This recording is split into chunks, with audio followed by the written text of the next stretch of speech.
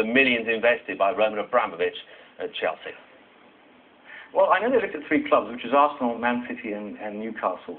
They obviously wanted a club that would be a challenge. And what these guys want, more than money and profit, is success. This is absolutely the tip of the iceberg. I spoke to Dr. Al-Fahim just about 2 hours ago, and he made it clear that, there is no limit to this. The only objective here is to be number one.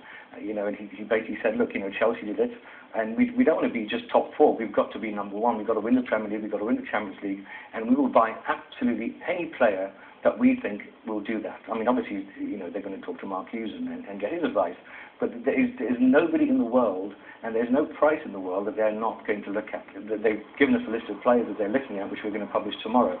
And I think you'll see from that Berbatov is just halfway, really.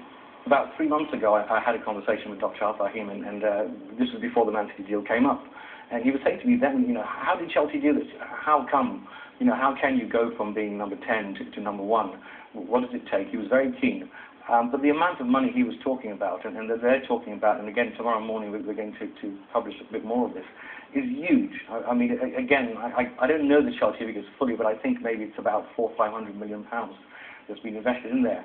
I think you'll see a lot, potentially a lot more. I mean, their view on this is they will spend what it takes. What they can get, they will buy if that's what they need to do. And there isn't a limit.